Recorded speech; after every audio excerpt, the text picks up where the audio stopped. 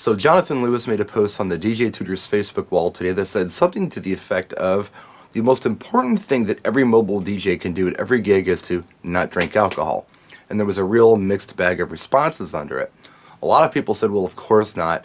I'm a professional, I would never drink at work. What professional would? And then some people said, well, I don't get drunk at work, I'd never do that, but I have a drink or two before the gig or maybe during it. It helps calm my nerves. And I understand where those people are coming from, because I know people who can have a drink or two or even three and there's zero effect on their personality, their mobility, their decision making or anything like that. I totally get that. Here's where the problem comes in. There can be certain liabilities if you have alcohol in your system at all.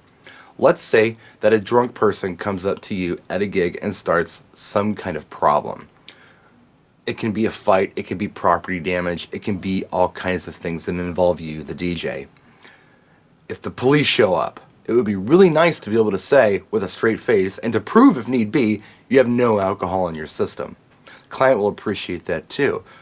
Usually if there's a car accident, whether or not the person who's had a drink is at fault or not, they're usually seen at fault because they've got alcohol in their system. And that's how this can kind of work too. Let's say that you get into an altercation with just a crazy person at a gig. They're nuts, they haven't been drinking at all, but you've got some alcohol in your system, the police get involved, you're kind of at fault. You've been drinking. So I would suggest find another way to calm your nerves or deal with it. I don't know how, and I understand that having a drink is a cool thing to do to chill a lot of people out. I used to do it way back. Another thing I used to do way back, at the clubs that we worked at, we didn't drink at the club, but at the end of the night, once we cleared everybody out of the bar was open to all employees, and there were quite a few employees. We could all have a drink or two, and we stayed open for an extra hour and a half.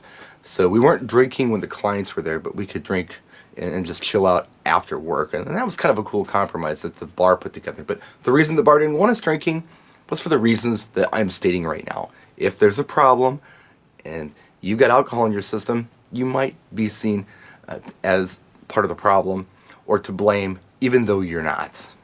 So my advice for you. What do you think? Let us know in the comment section. We'll see you next time. Practice and enjoy.